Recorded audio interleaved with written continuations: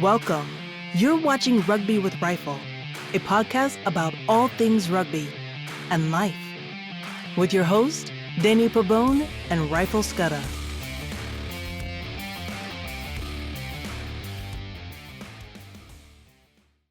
Welcome to Rugby with Rifle, a podcast about all things rugby and life. As always, I am joined here by my friend Rifle. Rifle, how are you doing, sir? Doing very well, thanks, Danny. How about yourself? Doing great, doing great. Again, can't believe that the year is ending. We're gonna be ringing 2026 very soon, and it's just unbelievable how fast, again, time flies. But hey, you have to keep moving forward, right? Yeah, that's right. It seems like just the other day we were talking about the Six Nations and who was going to win and what happened there. And then for the tests in the middle of the year, and then it was autumn, and it's all done. It's all past and over. So yeah, he Yes. has gone very quickly indeed. Yes, it has. I can't believe it. And in a few weeks, what about four weeks or so, we're gonna be getting ready for the Six Nations again. So it's just amazing Yeah, how time flies. And in this episode, everybody, we just wanted to review, touch upon a few moments of this year, 2025, all the great rugby that occurred this year, many amazing moments, many great games, many games where everybody were like, "Wow, what a surprise!" and that's just the game of rugby. And just wanted to start, Rifle. You mentioned the Six Nations, and if you're new to rugby, rugby is very similar to international soccer, where you have team players playing for their national teams, playing internationally, other countries, other nations, and then you have those players having to go back to play for whatever league or club level league that they play at. So again, rugby is very similar to soccer or football. Soccer in America, football in probably the rest of the 95%, 95% of the world. So yeah, and Six Nations is one of the first international tournaments among European countries. You know, you have what, France, England, Wales, Scotland, Italy, and France. And that tournament usually takes place during the month of February, going through mid March. I think you And the said winner, France twice. The other team is Ireland. Ireland. I'm sorry. Did I say France twice? Okay, Ireland. I Sorry, believe so. Ireland. Sorry, Ireland. So yeah, and just looking back at that tournament, Six Nations, back in February and March of this year. What an amazing series it was. France winning the Six Nations trophy, and and the one thing, there was a few things during that competition that really stand out for me. Was France having one of the best players in Antoine Dupont, who unfortunately got injured during the tournament, and is still recovering from that injury. I believe he tore his Achilles. Uh, just watching France, how dominant they are. They're a team like South Africa. They have a lot of depth. They have a lot of great players, and they take pride in their rugby. Just watching him. But another player that caught my eye and that I really started enjoying watching and just looking, I was like, wow, this is such an amazing player. And then I find out he's only like 20 years old or something, like so young, was Luis BB, yeah, Bre. Belay. Yeah. Oh, did I get that backwards? Well, however Louis. you put it, just BB, yeah. Oh, BB, yes. So yeah, just watching him, he became one of my favorite players so quick and so smart. And he just it looked like just at many times during the tournament, it didn't matter what team they were playing as. It seemed like he was always in the right spot at the right time. And what I mean by that is when you watch him play, he looks. And again, this is just to me watching him and experiencing this during the tournament. Just looking at him, he's always looking for where the spaces are in the defense. And many times he will catch the opponent's defense off guard, be wide. In other words, far away from the ball because he's a wing. That's what he's supposed to do. He's one of the fastest guys. He's supposed to take the ball and run up the field, usually towards the touchline. That's where usually the wings like to be because they like to find those holes in the defenses and spread the defense wide. So many times it seems like, he was at the right spot at the right time, get the ball, put his boosters on, and then next thing you know, he's scoring a try. So yeah, that's one player that really stood out for me during the Six Nations, amongst others. But he was really the one player that stood out for me during the Six Nations. Yeah, no, he's brilliant. I mean, the French team, they're amazing. It's wonderful to watch them. They have a lot of flair and uh, give the balls to those backs of theirs. They'll run you silly if you're not playing your best on that day. They're really, really good. But for me, I think for the year, as we're talking about the whole year, the team of the year, and I know we have rankings, we have number one, we have number two, and so on and so forth. But I think England would be the team that I would say did very, very well this year. They were battling when they came into the Six Nations. They'd lost a lot of games. Mm-hmm. And if you can remember, they were leading until half time, maybe, and then they couldn't finish the game.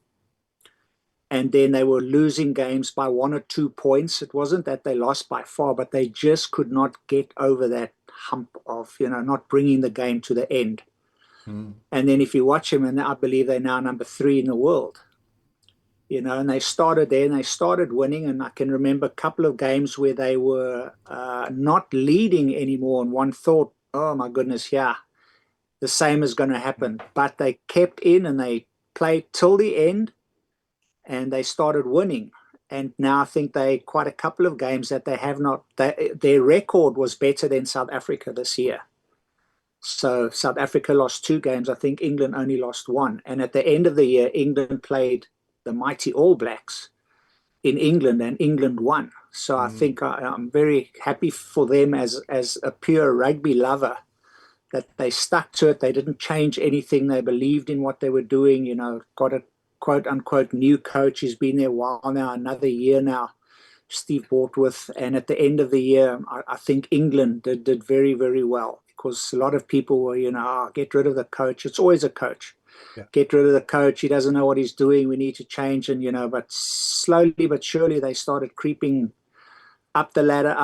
Now they're at number 3, just behind South Africa and New Zealand. So, well done to England.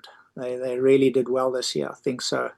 Didn't win the Six Nations. Obviously, France did that. But a lot of those games, they could have given up. And, they didn't. And I think that's what's so amazing about rugby. If we talk about some of the best games that I've seen this year, maybe one of the best games probably could be maybe Scotland against the Pumas. I mean, the Pumas were down, I think it was 21-0 at half time. Yes. And playing at Murrayfield and, this is Scotland they're going to do. And literally till the last seconds of the game, and they fought back and they came back and they won. I mean, that's just amazing. That's just so rugby-like, So that's wonderful to watch. So some of the best games were where you thought it's game over. There's no ways that this team can come back, but they did. And it's so good to see players and people just hanging in there till the very end. You don't stop playing until that final whistle is blown. Yes. So just some games where we saw that and definitely from, Pumas, they don't give up. So very good to them. And then a couple of other games that I think And were the other thing about that, I'm sorry to cut you off, Rifle, no, no, is that the Pumas almost did it again the following week against England, where they right, came back and they just right, fell just short. yeah, Obviously, England won the game, but they had a large comeback the following week. So that's 2 weeks in a row where you couldn't count the Pumas out in the second half. So yeah, yeah, it was an amazing definitely, thing to watch. Sorry to cut you yeah. off. No, no, they're good to watch. They're nice to watch. Then another highlight, even though it was a low light for me, is when Australia, because we've been talking about it on the channel, and the whole world is just unfortunately about the state of rugby in Wales and how Mhm. the Welsh are battling, and then Australia also not doing well and really, really underperforming until they got to the British and Irish Lions, and then they started doing well again. And then in the middle of the year, they started picking up, and we thought they'd do really good. But Australia, when they come to South Africa, they haven't beaten the Springboks at Ellis Park. And when they came to South Africa and the Springboks were playing well and they were doing good, it's on the high veld, so it's very difficult to breathe. There's a lot of things that South Africa loves because of the weather and the altitude and all of that. So it just aids South Africa playing on that field in Ellis Park in Johannesburg. Mhm. Australia not doing well, lost previously, just not there. And they come and South Africa was leading 17-0 after 17 minutes. And people were saying, oh, he has a 50. Yeah, comes a 50 against Australia. What happened? They turned it around and they beat the Springboks at Ellis Park for the first time ever. Even though even though I'm a South African, I'm a Springbok supporter. Hats off to the Aussies, man. They went out there and they just did the impossible. And we've said it many times with the teams the way they are today, you can never say never. You can never say, oh, this team can't lose on this day, because South Africa could not lose on that day. And after they were 17-0 ahead, after some of the best rugby that South Africa has played ever, we lost that game. So just, hats off to Australia. So amazing. That was another big moment in this year's rugby for me, I think. And another big sad moment for me, once again, as a Springbok, is South Africa going to New Zealand, where we were going to play the mighty All Blacks, and we played them at Eden Park. And they have got a record there that they haven't lost since the 90s. And South Africa had an opportunity to break a 50 game winning streak at Eden Park. And, we could have, would have, should have, all of that, and we lost. So it was just such an opportunity for South Africa to do something that our history would remember. Can you imagine you being the team that broke that 50 win record? But we couldn't. We lost on the day. So once again, a sad moment there for South Africa, because we should have, on paper and the way South Africa, but we didn't. So New Zealand played amazing that day. They won. They stuck it out till the end. So those were two losses that South Africa had. But hats off to Australia and hats off to New Zealand on that day. They were the better team. They deserved it. And that's nice about rugby, that when a team is better than you can just say, well done, on the day on the field, man, you were the best today. And next week or next time we meet, we'll hopefully turn the tables around. But, those were two good rugby games where my team unfortunately lost, but very, very well done to New Zealand and Australia on both of those. So that's just a couple of the highlights and lowlights of the year, I think. But certain players, like you said, Bell Birrier from France, really, really good. I believe that Anton Dupont's back now. He's playing in club rugby. So he played Oh, already is this he? past weekend, I believe. Yeah. Okay. So he'll be back for the Six Nations for France. So that should strengthen their team a lot. Yeah. So Ireland, I think, would be one of the teams that, if they honestly look at their year, would maybe say they were one of the losing teams concerning position, because if I am correct, I think they were number one at one stage. Is it not? And they moved the Um, Springboks down, because the Springboks were number yes, I one, I believe so. and then Ireland became number one for a while. So they got to there and they kept us out there for a while. But they play the last while, and just my opinion, it has a lot to do with their number 10, their fly half situation. Mm. They got Prendergast that they played, and people are saying, both of their guys are young, Yeah. inexperienced compared to Johnny that left that gaping hole at number 10. And, so they got to find their proper number 10, as do New Zealand. They also number 10. Do you play Barrett? Who do you bring in? Because for the World Cup, it's not going to be a problem, because then they'll have their Richie Mwanga who's playing in Japan. He'll be playing then. So, the rest of the world will have to watch out, because he's going to be back in the team. So, but at this stage for them, just that's their issue as well. So, and on the flip side of that coin, you got South Africa with 3 number 10s. You got Andre Pollard, you got Sasha Feinberg and Ngomazula, and you got Mani Libok, and they're also unique in the way that they play, and the strengths and the weaknesses that they have, that Rassie literally has 3 fly halves to choose from. And other countries now, because of fly halves that have left or not there, like New Zealand, like Ireland, they've got to find out who's going to be their number 10 position, next year. So just a couple of interesting things that I look at when I look at this year. And just a couple of things that you touched upon is number one, what you just said is South Africa having 3 number 10s that are great. And if you were to rate those 3 players, those 3 fly halves for South Africa, and you rate the one that comes in number 3, let's say, you ask 1,000 coaches and players and say, okay, this is number 1, number 2, number 3. Whoever comes at number 3, any other team in the world will want to have that player. Mm. And that just shows the depth that South Africa has. That their quote unquote, and lack of a better term, their worst number 10 will be starting in probably in every other country, nation. So I mean that's a great problem, I guess, to have. Very much so, yeah. I'm just thinking now, maybe not Scotland. I think maybe Okay. the Scottish people will choose Finn Russell. Okay, you just proved my point wrong. Okay. No. But other than except that, I for mean, except for Scotland.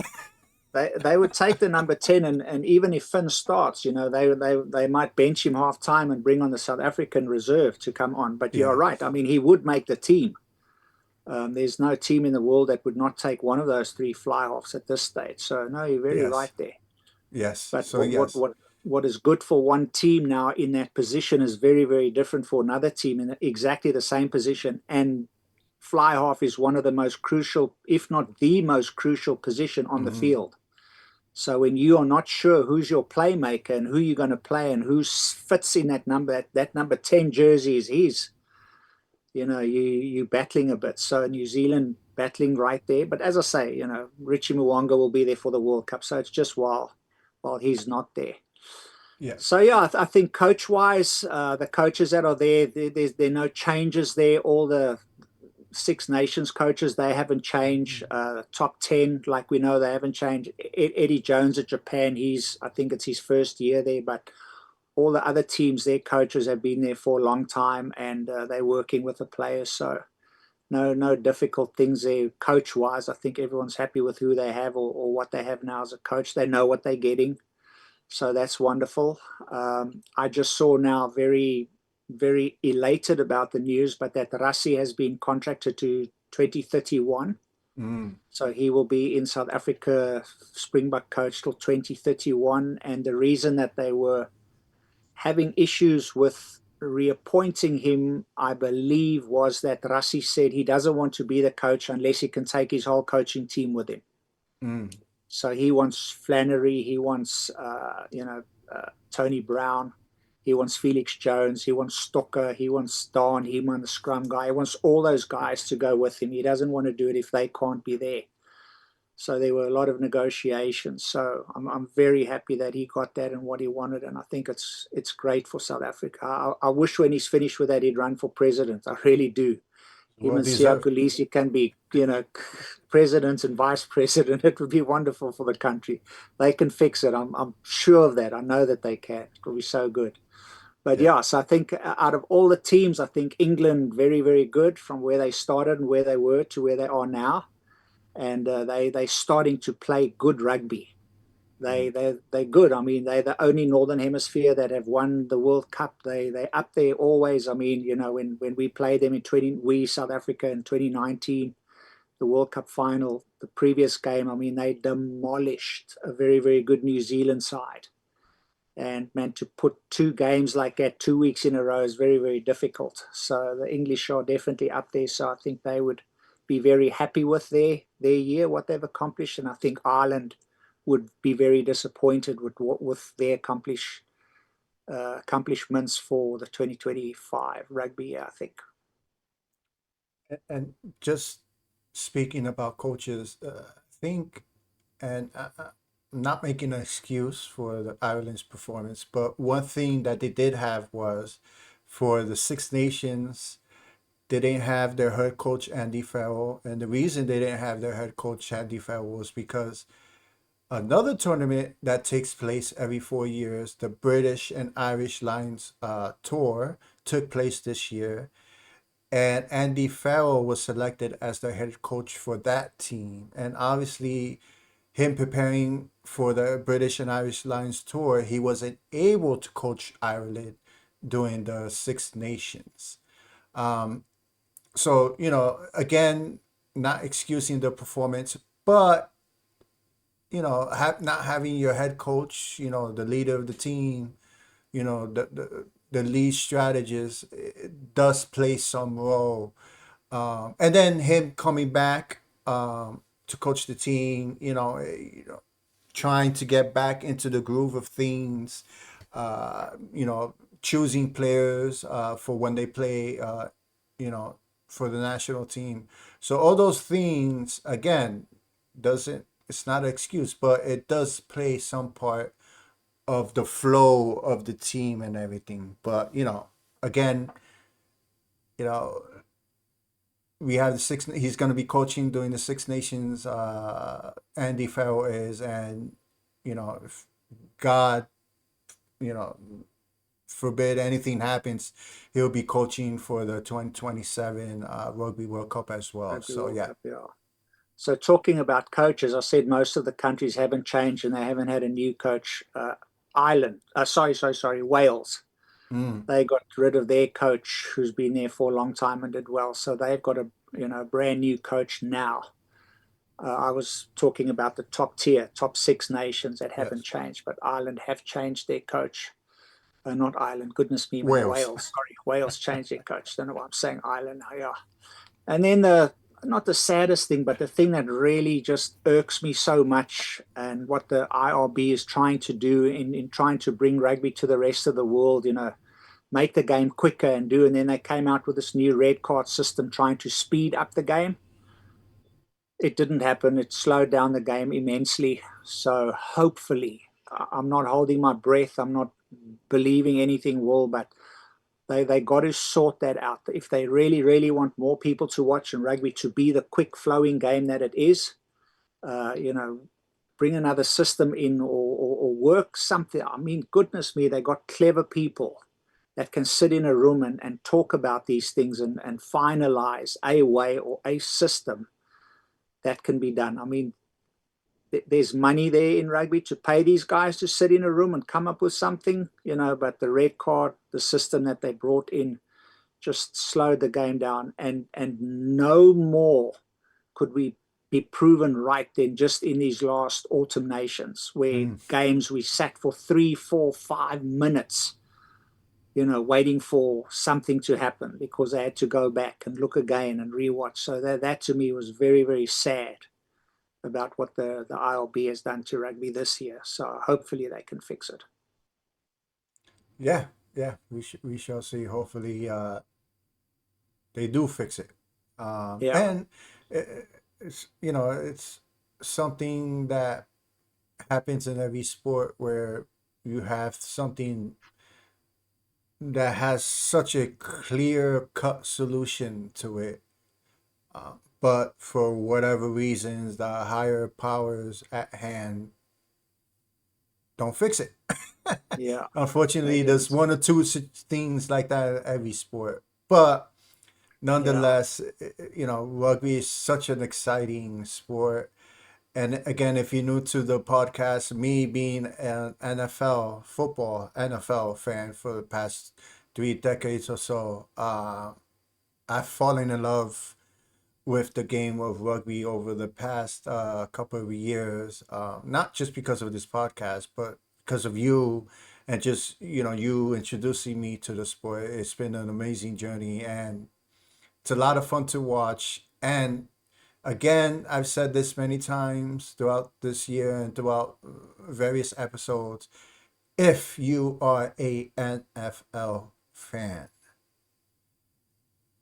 you will love the game of rugby if you give it a chance. It's such a great sport, non-stop action, and and I've heard this quite a few occasions. Rugby is uh, the manly version of American football. I will tell you one thing though. And we will not allow our kids to play American football because the injuries in American football are way Mm, worse yeah, than they are in rugby. The concussion level is so much higher. But man, I'm telling you, in that NFL, you watch a game. I don't even like to watch some of the replays because someone gets hit high. The high tackles. They hit someone with a head because you think you got a helmet on you, invincible.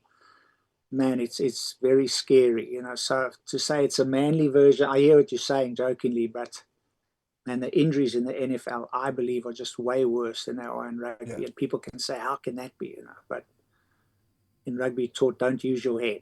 So yes. in It's the football, they use way. their heads, unfortunately, many It's the times, and way. they do Yep. get very, very hurt. Yeah. So rugby, in that sense, is way better for Hmm. safety, of the game and safety of the players. And then I think also at the end of the year, if we look, I think I said the nation or the country that would maybe be a little bit sad might be Ireland in terms of their position in world rankings, but then also New Zealand. They've lost quite a couple of games. They've lost at home to nations they shouldn't have lost to. They lost at home, getting their biggest hiding ever in the history of New Zealand rugby at home. So they've unfortunately made some bad history this year. And there's a lot of talk in New Zealand because they are passionate about Hmm. their rugby, and rightly so. And they're a proud rugby nation, and rightly so. And they are brilliant. They are so good, and I mean the love for the game, is so high. And they've always been number one. Maybe they didn't win every single World Cup that there is, but I can tell you now, if you do not want to stand in front of any team and play them in years past, and you ask any international rugby player, it would be, I don't want to face New Zealand. They're just too good. Hmm. That's how powerful they were, and the aura around the haka and all of that. It was Yes. just so amazing, and people couldn't wait to see that. And that's lost now. People don't have that fear of the mighty All Blacks anymore. So I think as a nation, they're talking a lot in podcasts and everything, and they, as did South Africa when, in 2015, I mean, we lost to Japan. And I don't think there was podcasts then. If there were, I was not listening to them. But people in South Africa were, that's it. We can't watch this anymore. This is the lowest of the low. We're done. And that's unfortunately where New Zealand are now. But they've got the players, they've got the coaches, they've got everything that they need to pull themselves out of that hole. So, going to be interesting to see how New Zealand comes back next year from their 2025 dismal in their high standards of the game that they expect, what they will do in 2026. We shall see. It's going to be again another very exciting year, 2026. Very much so, yeah. So just to end this episode, a year review of 2025, two things that I want to mention is number one, again, if you're new to uh, rugby, please do yourself a favor, go to YouTube, and type New Zealand Haka, Haka. This is a tradition that the All Blacks do before every game, international game that they play, and it's the origin is, I believe it's like a old war cry ritual, and it's just amazing to watch. So do yourself a favor. Again, go to YouTube and type New Zealand Haka, Haka, and trust me, you're gonna enjoy that and see something that a ritual that they do before every game. The second thing I want to mention is if you're new to rugby and there's one game that you want to rewatch of 2025, and Rifle mentioned this game, is go and type in Scotland versus Argentina, and you will see one of the greatest comebacks to ever occur in the game of rugby. Again, Scotland versus Argentina, rugby 2025, and you'll witness one of the greatest comebacks in the game of rugby in history. So do those two things and you will be satisfied, trust me. And again, thank you, Rifle, for a wonderful 2025. Looking forward to 2026. I know we're recording this a few days before Christmas. Have a Merry Christmas, Happy New Year. Thank Enjoy you with all. your loved ones. And to everybody out there as well, have a great 2026. Thank you for watching, everyone. Yes. So with that, everyone, until next time, take care. Bye-bye. Thank you for watching this episode of Rugby with Rifle. Remember to press the like button and subscribe to the channel if you haven't yet to support this podcast.